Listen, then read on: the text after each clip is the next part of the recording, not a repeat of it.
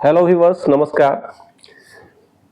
जैसा कि आप देख पा रहे हैं, भारतीय रिजर्व बैंक के पेज पे हम आ चुके हैं, जिस पे आज दिनांक 6 फरवरी 2026 को विभिन्न पदों के लिए रिक्तियां निकाली गई है। और विधि से संबंधित रिक्ति जो आप देख पा रहे हैं कि legal officer in grade B, जिसके लिए आप आवेदन कर सकते हैं। आइए देखते हैं कि इस पद हेतु कुल कितनी रिक्तियां हैं। रिक्तियों की बात करें तो इस पद हेतु कुल 6 रिक्तियां हैं, जिसमें जनरल के लिए 2, ईडब्ल्यूएस के लिए 1, ओबीसी के लिए 2, एससी के लिए 1, यानी कुल 6 पदों की रिक्तियां लीगल ऑफिसर ग्रेड बी हेतु निकाली गई है। आगे आप देखेंगे मोड ऑफ एप्लीकेशन ऑनलाइन बताया गया है कि ऑनलाइन मोड के जरिए ही एप्लीकेशन आप डाल सकते हैं। इसके लिए आप बैंक के वेबसाइट www.rbi.org.in पर जाकर उनके दिए गए लिंक पर आवेदन करें। इंपॉर्टेंट डेट्स की बात करें तो ये लिंक जो है आरबीआई की वेबसाइट पर जो है ऑनलाइन रजिस्ट्रेशन ऑफ एप्लीकेशन और and payment of application fee intimation charges, इसकी जो तिथि निर्धारित की गई है 6 फरवरी 2026 से 26 फरवरी 2026 तक, यानी आवेदन 6 फरवरी 2026 से आप डालना शुरू कर सकते हैं और आवेदन की अंतिम तिथि 26 फरवरी 2026 है और 6 बजे शाम तक ही आप आवेदन कर सकते हैं। परीक्षा की तिथि 14 मार्च 2026 दिन शनिवार को निर्धारित की गई है। अब देखते हैं legal officer in grade B के लिए आयु की गणना किस तिथि से की जाएगी। जैसा कि आप देख पा रहे हैं 1 फरवरी 2026 से आयु की गणना की जाएगी और कैंडिडेट को जो है जो कम से कम आयु जो है इस तिथि को 21 वर्ष होनी चाहिए और अधिक से अधिक जो है 32 वर्ष होनी चाहिए। Upper age limit is relaxable by 3 years in case of candidate possessing LLM degree and 5 years in the case of candidate possessing PhD in law। यदि कोई अभ्यर्थी LLM की उपाधि प्राप्त कर चुके हैं तो उनके लिए जो है कि उम्र सीमा में 3 वर्ष की छूट दी गई है, जबकि यदि कोई PhD इन लॉ है कोई अभ्यर्थी तो उसके लिए उम्र सीमा में 5 वर्ष की छूट दी गई है। जॉब रिक्वायरमेंट की बात करें, आइए देखते हैं।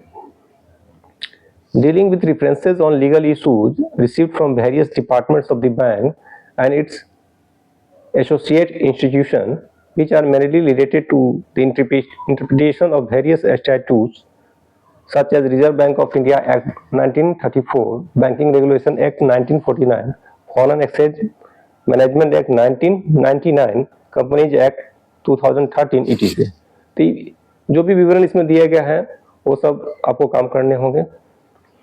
और इसके आगे भी लिखा हुआ है preparing initial draft of legislation administered और to be administered by the bank. जो भी बैंक के द्वारा जो है कि लेजिस्लेशन से संबंधित जो भी कार्य दिए जाएंगे उसके ड्राफ्ट से संबंधित आपको तैयार करने होंगे। आगे लिखते हैं कि preparation of draft of pleadings and comprehensive instruction और briefs to counsel in connection with litigation involving the bank and its associate institutions.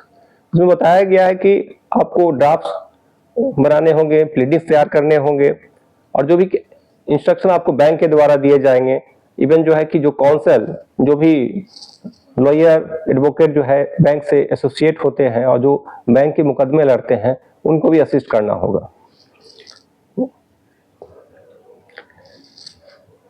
Appearing before conciliation officers, labour court, tribunal etc on behalf of the bank. इन सब जगहों पे bank के behalf में आपको जाना होगा। Any other work as assigned by the bank, bank के द्वारा जो भी वर्क दिए जाएंगे उसे करना होगा। अब आइए देखते हैं इसके एजुकेशनल क्वालिफिकेशंस के बारे में। 1 फरवरी 2026 तक जो भी क्वालिफिकेशंस बताए गए हैं वो आपके पास होने चाहिए। लिखते हैं कि bachelor's degree in law for any university, college, institution recognised by UGC and the bar council of India with a minimum of 50% marks और equivalent in the aggregate of all semester और ईयर्स। बैचलर की degree होनी चाहिए in law में किसी भी university, college या institution से जो यूजीसी और बार काउंसिल द्वारा मान्यता प्राप्त हो और मिनिमम जो है मार्क्स का क्राइटेरिया बताया गया है वो 50% बताया गया है एग्रीगेट। जो भी सेमेस्टर या ईयर्स बेस में जो होंगे सब मिलाकर एग्रीगेट आपका जो है 50% मार्क्स होने चाहिए। SC ST के लिए कुछ छूट है, इसके लिए 45% है। और उसके बाद देखिए कि 1 फरवरी 2026 तक क्या एक्सपीरियंस के बारे में बताया गया है। इसेंशियल क्या है, तो आपको अधिवक्ता के रूप में जो है इनरोल होना चाहिए बार काउंसिल में। दूसरा बात बताया गया कि at least 2 years experience after being enrolled. जब आप इनरोल हो जाते हैं बार काउंसिल में, तो उसके बाद जो है कि आप एक या तो अधिवक्ता के रूप में कार्य कर रहे हो 2 वर्षों तक। दूसरी बात, आप एज ए लॉ ऑफिसर हैं किसी लीगल डिपार्टमेंट में, जो चाहे वो कोई लार्ज बैंक हो या फाइनेंशियल इंस्टीट्यूशन हो या स्टेचुटरी कॉर्पोरेशन हो, कंपनी हो, स्टेट के बिहाफ में या सेंट्रल गवर्नमेंट। तो इनरोलमेंट के बाद जो है कम से कम 2 साल का अनुभव या तो अधिवक्ता के रूप में हो चाहे लॉ ऑफिसर के रूप में इन जगहों पे हो। तीसरी बात या में बताई गई है कि तीसरी बात 2 वर्ष के अनुभव में बताया गया कि as a full time teacher in law college और यूनिवर्सिटी टीचिंग लॉ, किसी भी लॉ कॉलेज या विश्वविद्यालय में आप लॉ की पढ़ाई लॉ को पढ़ाते हो फुल टाइम टीचर के रूप में, तो इसका भी यदि 2 साल का अनुभव है तो भी आप एलिजिबल हैं। But you have to enrol first in the bar council. Note में लिखा है कि copy of the bar council registration enrolment certificate is required in all cases. आपके पास बार काउंसिल का रजिस्ट्रेशन होना चाहिए, इनरोलमेंट सर्टिफिकेट होना चाहिए, दोनों ही केसेस, जो भी ऊपर में केसेस बताए गए हैं, जो 3 केस बताएंगे उसमें होने चाहिए। बी में बोलता है कि a certificate from the bar association of which the candidate is a member और a certificate issued by the presiding officer of a court before which the candidate have practice for the required period should be produce at the time of interview. जब आप interview के लिए जाएंगे तो आपके पास जो है कि बार एसोसिएशन के प्रिजाइडिंग ऑफिसर या जिस कोर्ट में आप काम कर रहे हैं उस कोर्ट के जो प्रिंसिपल जज होंगे उनके द्वारा जो है कि जारी किया गया प्रमाण पत्र होना चाहिए कि आपने इतने 2 वर्षों तक या उससे अधिक जो भी आपका एक्सपीरियंस है, एक्सपीरियंस सर्टिफिकेट आपका होना चाहिए। डिजायरेबल क्वालिफिकेशन में क्या लिखा है, special knowledge of banking law, आपको बैंकिंग लॉ की जानकारी होनी चाहिए, डिजायरेबल में है ये। कंपनी लॉ हो गया, लेबर लॉ हो गया या कॉन्स्टिट्यूशनल लॉ हो गया, और ड्राफ्टिंग एंड प्लीडिंग और डॉक्यूमेंट्स के संबंध में भी आपको जानकारी होनी चाहिए। अब टेस्ट स्ट्रक्चर देखिए कि किस तरह से परीक्षा आयोजित की जाएगी।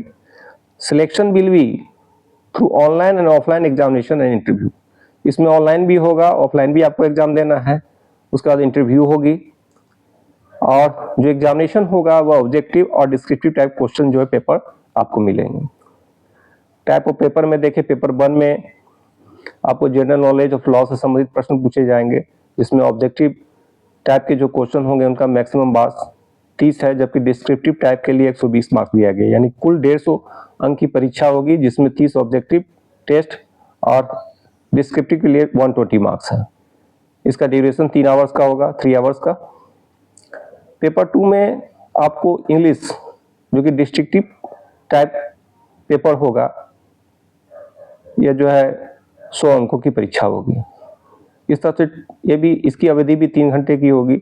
इस तरह से कुल 250 अंकों की परीक्षा होगी, और इंटरव्यू के लिए निर्धारित मार्क्स जो है 40 है, और इसका ग्रांड टोटल 290 आता है। कुल मिला के 290 अंकों की परीक्षा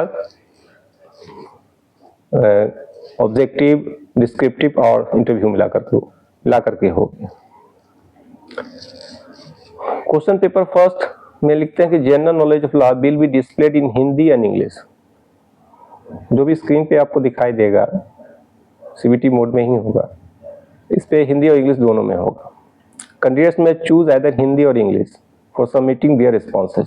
जो भी रिस्पॉन्सेज आपको माउथ से या किसी भी तरीके से वहाँ पे एग्जामिनेशन के दौरान देना होगा, उसे आप हिंदी या इंग्लिश के लिए आप रिस्पॉन्स देने के लिए आप स्वतंत्र होंगे, आपको चूज करना होगा वहाँ पे। कैंडिडेट्स में आल्सो चूज इधर हिंदी और English as their medium of interview. Interview के लिए भी आपको स्वतंत्रता होगी कि आप हिंदी में अपना इंटरव्यू दें या अंग्रेजी में दें। The number of candidates to be called for interview will be decided by the board based on the marks scored in the examination. तो ये सभी Candidates to be called for interview will be decided by the board based on the marks scored in the examination. Examination के marks के आधार पे आपको interview में बुलाया जाएगा. Final selection will be on the basis of the performance in the examination. Paper 1 and paper 2. तो paper 1 और paper 2 और इंटरव्यू टेकन टुगेदर, मतलब पेपर 1, पेपर 2 और इंटरव्यू के तीनों के मार्क्स मिलाकर तीनों के मार्क्स मिलाकर आपका जो है कि मेरिट तैयार होगा.